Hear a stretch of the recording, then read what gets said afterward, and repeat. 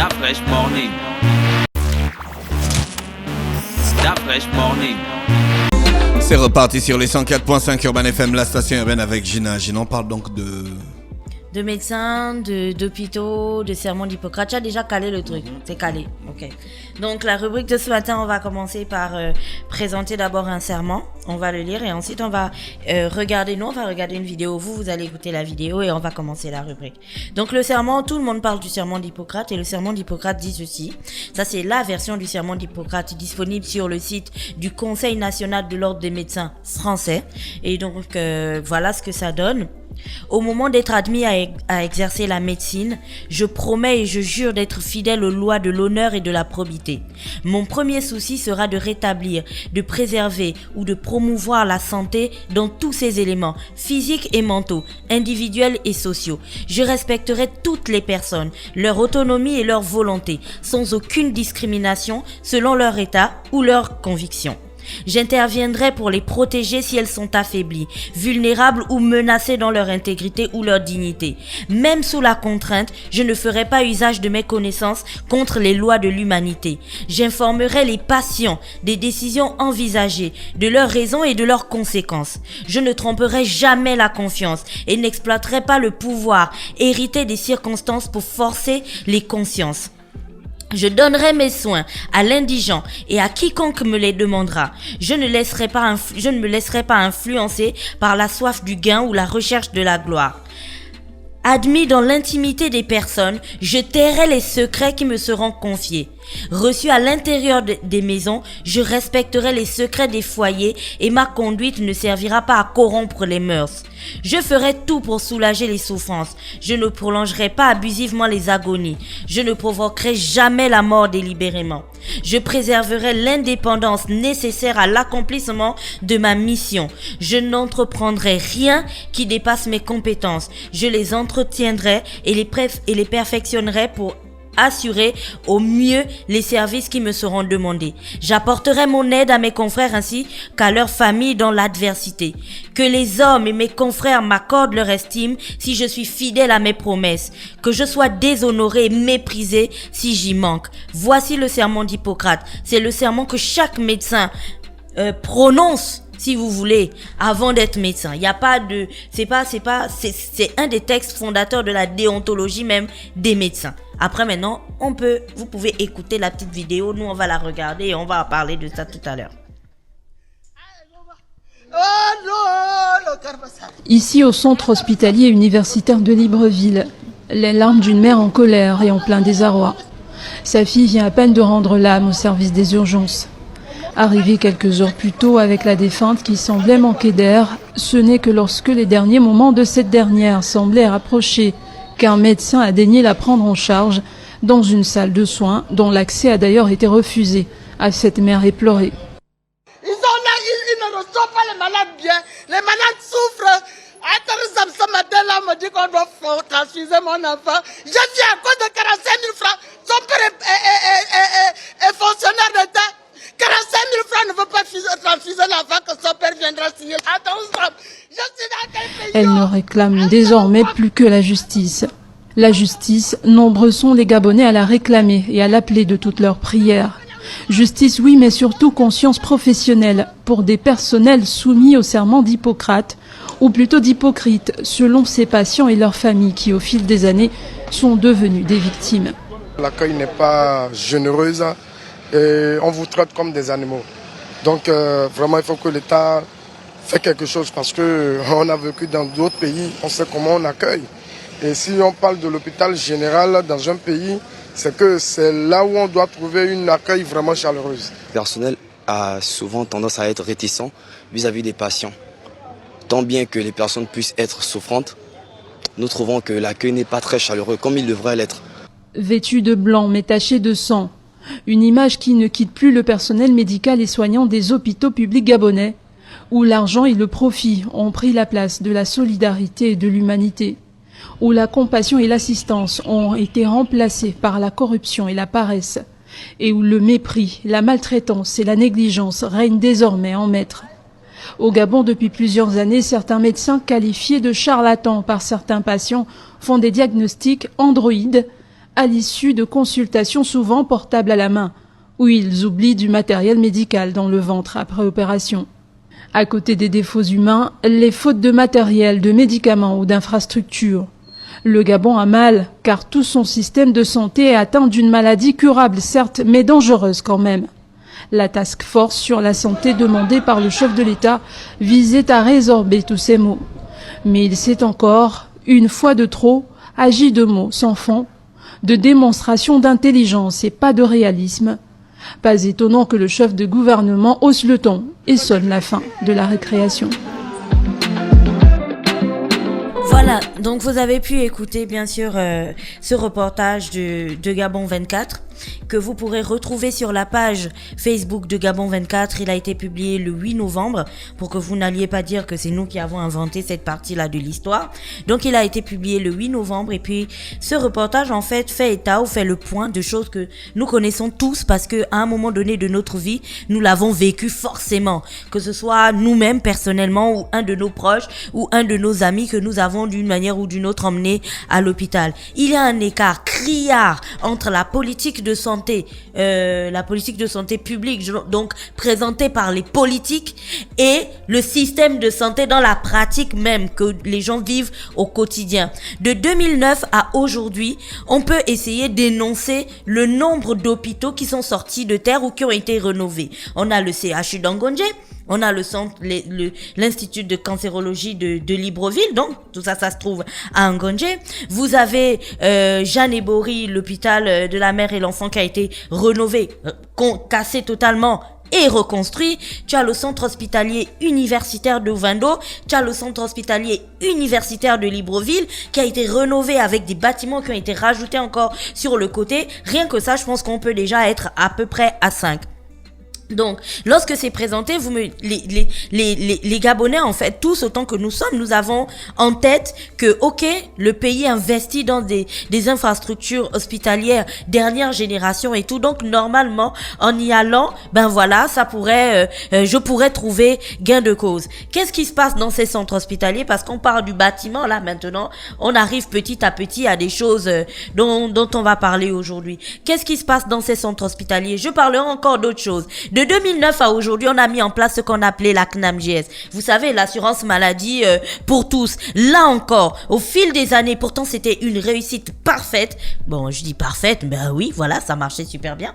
Au fil des années, on a trouvé le moyen de mettre des bâtons et des problèmes et dans des bouffages et pas possible à la CNAMGS, de sorte qu'aujourd'hui même, lorsque les patients arrivent à l'hôpital avec la CNAMGS, voilà, ils retrouvent encore un autre problème du style, non, aujourd'hui, on prend pas la CNAMGS, non, des montants aléatoires. Tiens, tu payes 4 000, non, tu payes 10 000 déjà. Ah tiens, aujourd'hui, tu paieras 20 000. Donc, tu comprendras que ce ne sont pas les efforts qui sont pas faits. C'est que on monte des choses et ensuite, on trouve des petits systèmes, en fait, pour descendre tout ce qu'on a monté. Ne me demandez pas qui est on.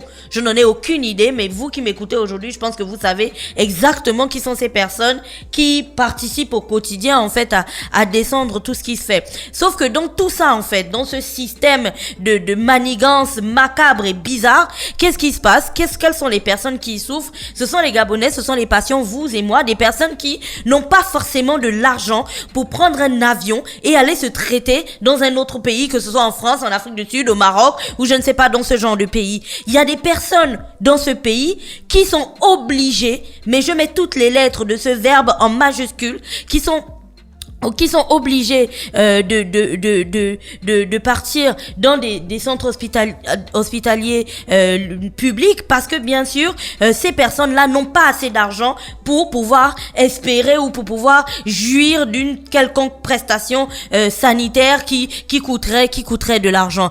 Qui se trouve dans les centres hospitaliers, dans les hôpitaux, les centres hospitaliers universitaires, les infirmeries, ce que vous voulez au Gabon? Ce sont des médecins partout dans le monde qui se trouvent dans les hôpitaux. Ceux qui se trouvent dans les hôpitaux, ce sont des médecins. Pour la plupart formés au Gabon, pour d'autres formés à l'extérieur. Mais même quand ils sont formés au Gabon, ils vont toujours beaucoup en stage et autres dans d'autres pays. Donc on ne dira pas que nos médecins n'ont pas le niveau. Ah non, nos médecins ont véritablement le niveau. Alors c'est à quel niveau? Oui, ils sont bons. c'est à quel niveau que le bas blesse. J'ai lu le sermon d'Hippocrate ce matin parce que dans le sermon d'Hippocrate, je pense qu'on peut trouver une petite réponse. Le bas blesse au niveau où, quand c'est écrit dans le sermon d'Hippocrate, que je ne vais jamais, je ne me laisserai pas influencer par la soif du gain ou la recherche de la gloire. Cette partie-là, je pense que la plupart d'entre eux ont oublié cette partie. Quand je dis médecin, c'est en général, mais ça part de la personne qui se trouve à l'accueil de l'hôpital jusqu'au gars qui opère, en fait. Tout le monde a oublié ça. Du coup, au fil des années, qu'est-ce que ça fait? Cet appât du gain, cette soif du gain et cette recherche de la gloire. Ça fait en sorte que ces médecins qui sont en gros, qui sont des fonctionnaires parce qu'ils travaillent dans des hôpitaux publics et tout ça, c'est l'État qui les paie. Qu'est-ce qui s'est passé? C'est que ces fonctionnaires ont développé un business parallèle. Il y a qu'à voir à quel point les cliniques privées ont poussé ci et là dans le pays, en fait. Ce n'est pas juste une question de Libreville, elles sont partout. Donc ces médecins font, au lieu d'être au travail, donc au lieu d'être dans les hôpitaux publics pour lesquels l'État les paie, ces médecins, en fait, ils passent 2-3 heures, parfois ils n'y passent même pas du temps. Et ensuite ils vont directement dans leur clinique machin truc pour pouvoir avoir plus d'argent. Donc voilà un petit peu ce qui se passe concernant l'appât du gain dans les hôpitaux publics. Deuxièmement, il y a la question de la gestion des hôpitaux. À l'hôpital, tout le monde se croit chef. C'est que de la personne qui t'accueille jusqu'à, je ne sais pas, tout le monde a une parcelle de pouvoir qui est tellement énorme qu'il faut absolument que dans son orgueil suprême, il le montre à l'ensemble des personnes qui vont venir. Donc si j'ai la possibilité de te gazer, il faut que je te gaze même au niveau de l'accueil. Rien que pour te donner une information, peut-être si tu as envie de rencontrer un médecin ou je ne sais pas, ce genre de choses. Bref, c'est de ça dont ces personnes parlaient dans le reportage que vous avez vu à Gabon Télévision quand ils vous parlaient d'accueil. On avait déjà fait une rubrique ici sur les hôpitaux en disant qu'une personne ne va pas à l'hôpital si elle va bien. Du style, je ne connais personne au monde qui a envie de gazer. Genre, tu es chez toi et puis tu t'ennuies ou tu n'as pas envie, tu es au travail, tu t'ennuies et puis tu te dis, ah tiens, je vais aller à l'hôpital pour faire yèche tout le monde. Non, il y a personne qui fait ça. Quand tu vas à l'hôpital, c'est que tu es malade. Peut-être que psychologiquement, pas peut-être, physiquement déjà tu ne vas pas bien. Et il y a quelque chose qui est hyper fort, c'est que quand ton corps ne répond plus comme tu aimerais qu'il réponde, du style tu veux lever la main et la main ne se lève plus, il n'y a pas quelque chose de plus déprimant que ça. Donc si physiquement tu vas pas bien, c'est que psychologiquement c'est carrément la catastrophe. Donc il faut une manière particulière de prendre les patients. Mais quand tu arrives à l'hôpital, peu importe l'hôpital, je mets tout le monde dans le même lot, tu as l'impression qu'en fait tu es coupable de quelque chose. C'est que dès l'entrée, on te reproche d'être là. On te reproche de te pointer dans cet espace qui en réalité devrait être là pour te soutenir en fait. Et là, on te passe, je vous passe le temps d'attente et ainsi de suite. Et c'est le prochain point sur lequel on va arriver, parce que dans le reportage, la dame qui pleure, sa fille, qu'est-ce qui se passe? Elle arrive et on ne prend pas sa fille en soin parce que il faut que son père vienne signer d'abord pour payer les 45 000. Mais je lirai encore cette partie du sermon d'Hippocrate qui dit que je m'occuperai des personnes qu'elles soient pauvres ou qu'elles aient de l'argent et ainsi de suite. Voilà, je trouverai cette partie. Je respecterai toute personne, leur autonomie et leur volonté sans aucune discrimination de leur état ou de leur conviction. J'interviendrai pour les protéger si elles sont affaiblies, vulnérables ou menacées dans leur intégrité ou leur dignité. C'est que même là encore, le sermon d'Hippocrate, on a shooté direct avec le pied. Parce que si quelqu'un arrive à l'hôpital, et ça c'est déjà passé, pourquoi on qualifie certains hôpitaux de mouroirs? Parce qu'il y a des personnes littéralement qui meurent dans les couloirs. C'est qu'au moment où tu arrives, on te pose là et puis on dit ouais mais son parent n'est pas encore arrivé payé, hein, moi je ne touche pas. C'est littéralement comme ça que ces médecins ou ces infirmiers ou je sais pas parlent aux patients la plupart du temps dans les hôpitaux. Et puis après, vous avez ce système qui s'est développé où je te consulte ici et puis tu vas faire les examens dans ma clinique, ou alors je te fais une mini consultation ici et je t'envoie dans ma clinique pour que tu payes plus cher. Bref, donc tout ça en fait, les personnes qui souffrent plus au maximum de cette affaire-là, c'est bien sûr les patients que nous sommes. Tu as l'impression c'est devenu pas l'impression, c'est véritablement devenu un commerce à l'hôpital où on sert les gens à la tête du client. C'est que moi, je vais à l'hôpital, si j'ai la chance que quelqu'un me reconnaisse dans les couloirs, ah mais tiens, c'est Gina. Oui, on me trouvera une chambre. Oui, on va peut-être me mettre une perfusion ou je sais pas, on va s'occuper de moi. Mais dans le cas où c'est quelqu'un qui arrive et que je pourrais arriver dans un autre hôpital et cette fois-ci, j'aurais pas la chance, je mets ça en griffe, que personne me reconnaisse, je vais rester là. Vous pourrez crier, vous pourrez bouder, vous pourrez insulter, vous ferez ce que vous voudrez. S'ils ont décidé que vous n'avez pas payé, ils vont pas s'occuper de vous, ils ne vont pas s'occuper de vous. Mais à la base, est-ce que c'était ça l'objectif recherché lorsque on avait construit tous ces hôpitaux? Parce que en apparence c'est joli, hein, tous les hôpitaux qu'on a fait. Que tu parles du CHU d'Angondje jusqu'à celui d'Ovendo en passant par Jeanne Ibori. En apparence, hein, vu de l'extérieur, c'est vraiment magnifique. Mais il faut rentrer maintenant parce que ce n'est pas le bâtiment qui soigne la personne. L'État a beau construire les bâtiments, il faut encore qu'à l'intérieur, il y ait des gens qui fassent leur travail. Vous me direz, oui, ok, d'accord, il manque du matériel et blablabla. Mais pourquoi est-ce qu'il manque du matériel? C'est un petit peu comme dans la fonction publique. Vous me direz, ouais, mais c'est parce que l'État, il n'en achète pas et blablabla. Oui, parfois l'État n'en achète pas, je vous l'accorde. Mais parfois, il y a aussi un véritable commerce du matériel qui se passe. Du style, il y a des compresses et tout, et puis je m'engane et je peux le vendre à qui mieux, ou je peux les emporter dans ma clinique ou ce genre de choses. On le sait. Quand même, tout le monde a déjà vécu ça. La vente et le petit commerce des médicaments qu'on fait dans les hôpitaux. Vous me direz, oui, mais il n'y a pas de matériel et tout ça. Le matériel qui est intentionnellement utilisé ou détruit ou mis en panne pour ensuite pouvoir dealer ce qui se trouve dans ces cliniques. On sait très bien qu'il y a des médecins qui ont fait des scanners, par exemple, de certains hôpitaux, leur chasse gardée. C'est que ça, c'est comme si c'était sa propriété. S'il n'est pas là avec la clé, tu fais pas le scanner, tu fais pas la radio. Comment est-ce qu'aujourd'hui, en 2019, au Gabon, une radio, une radio peut encore être quelque chose genre d'inaccessible, tu vois, c'est comme si c'était magique. Comment aujourd'hui au Gabon faire des examens de sang genre basique, c'est encore genre les yeux de la tête. Si tu vas dans un centre hospitalier, tu vas passer au moins 2, 3, 4 heures parce qu'après il va encore falloir chercher les examens dans un autre espace où on fait ça, ramener. C'est long. Il n'y a pas de véritable organisation ni de véritable gestion. Et c'est en ça qu'on était content lorsqu'on a appris qu'il devait avoir la task force du secteur de la santé. Et même dans le reportage de Gabon 24, ils en parlaient. On se disait, bon, pour une fois, on va tout mettre sur la table. Et puis voilà, peut-être qu'ils vont reconnaître un petit peu les problèmes. Ça, c'est l'hôpital, hein, tel que nous le vivons. Nous, les patients. C'est pas l'hôpital tel que vous, les médecins, vous le vivez. Parce que c'est clair que les approches sont différentes. Ça, c'est l'hôpital tel que nous le vivons. Donc oui, aujourd'hui, quand on a parlé de la task force, on se disait, voici un autre pas. Parce que l'une des étapes dans la résolution d'un problème, je le dis toujours, reste encore de reconnaître que l'on a un problème. Si on ne reconnaît pas qu'on a un problème, on va résoudre quoi exactement? Il n'y a rien à résoudre puisqu'on n'a pas de problème. Mais voilà, on a fait la task force et ce n'est pas ressorti de là-bas. En gros, ça a été un gros flop. Mosley en avait parlé avec le coup de gueule du Premier ministre. Ça a été un gros flop. Mais vous voyez à quel point tous les jours, parce que l'exemple de cette mère qui crie dans cette vidéo, vous allez la regarder, elle est vraiment très poignante, qui pleure sa fille, qui ne comprend pas. À la fin, elle dit, mais dans quel pays je suis? Est-ce que vous vous rendez compte du cri que cette femme pousse? Parce que vous voyez des bâtiments, ok, mais en gros, il n'y a pas de véritable système de santé qui permette aux gens d'avoir confiance. Quand tu sors de chez toi et tu es malade, tu sais, cette relation de confiance où tu te dis, ok, c'est bon, j'arrive, et puis le gars qui est en face de moi, il va véritablement prendre soin de moi. Non, il n'y a pas ce système de confiance entre les patients et les médecins. La plupart du temps, c'est une pénitence. En plus d'être malade, c'est déjà même encore psychologiquement, c'est très dur de partir à l'hôpital parce que tu te dis, bon là, je vais véritablement au front. Tu vas te bagarrer. Tu vas te bagarrer pour ta vie, tu vas te bagarrer pour ta santé. Au final, parfois pour des diagnostics qui n'ont même rien à voir avec ce que tu as parce que, comme je le dis au départ, hein, ils sont bien formés.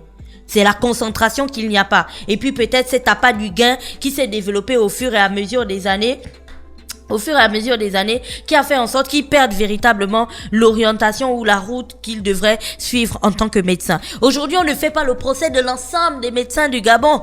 Bien sûr qu'il y en a encore qui sont bons, sinon tout le monde mourrait.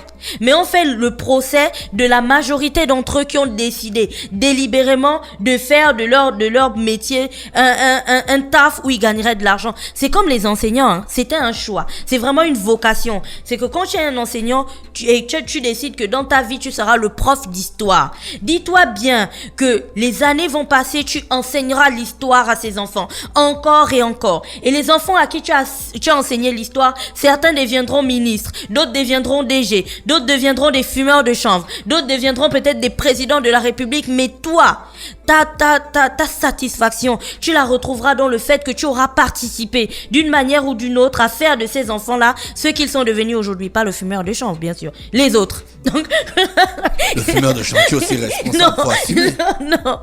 Donc, d'une certaine manière, c'est ça en fait. C'est une vocation. C'est vraiment, c'est un sacerdoce. Vous avez donné votre vie pour ça. Aujourd'hui, le système de santé gabonais est malade. Les Gabonais sont malades. Aujourd'hui, la plupart des personnes préfèrent aller se traiter dans des cliniques où parfois tu es même face à un médecin qui ne comprend pas bien le français parce qu'on se dit que là-bas au moins ils vont bien me recevoir et ces personnes étant donné qu'on paye. Dès que tu arrives, ils t'accueillent même comme si tu étais dans un hôtel. L'accueil, le service qui est fourni. Regarde tous les hôpitaux qu'on a construits d'Afresh. C'est aujourd'hui impossible, c'est difficile d'avoir une chambre, un lit. À l'hôpital, c'est un véritable business. C'est que si on te connaît, si tu as un parent qui connaît quelqu'un qui est à l'hôpital, on peut te trouver un lit. Dans le cas contraire, on ne te trouve pas un lit. On ne devrait pas fonctionner comme ça. Et ça, c'est ce qu'on devait faire ressortir de la task force de la santé. C'est combien de milliards, John Mosley parlait là, qui devaient être versés en primes. Non, c'est pas les primes dont les gens ont besoin. Les gens ont besoin de se sentir en sécurité, de se dire que lorsqu'ils vont à l'hôpital, on va respecter leur intimité, on va respecter leur intégrité et ce genre de choses. Aujourd'hui, c'est vraiment devenu la débandade. Il y a un passage du sermon d'Hippocrate qui dit que je serai invité dans la vie des gens et donc je dois me tenir au secret. Et l'autre qui dit que je serai invité dans l'intimité de ces personnes, dans leur maison et donc je tairai les secrets qui me seront confiés. Mais combien de fois à Libreville, un médecin s'est retrouvé dans une réunion de parents d'élèves, dans un assommoir, en train de raconter que X a des chlamydia, l'autre a le sida. Ah, mais tu sais, lui, il a des morpions. Et puis lui, là, on lui a enlevé un rein. Et puis lui, mais non! Ça n'a pas de sens du tout. Et il est important qu'aujourd'hui, on revienne sur les vraies choses et qu'on dise les choses telles qu'elles sont. Il ne faut pas avoir honte de ça. Il faut regarder les problèmes de nos systèmes de santé bien en face. Parce que la dame qui pleurait dans la vidéo, personne ne va plus jamais lui rendre sa fille. Personne. C'était tout pour aujourd'hui. Merci Gina qui était avec nous ce matin sur les 104.5 qui revenait donc sur le sempiternel problème du système sanitaire gabonais. Restez dans l'Uda Fresh Morning, le réveil matinal, le plus haut de la capitale sur la radio. La plus haut de la capitale, on se retrouve juste derrière. Stop Fresh Morning.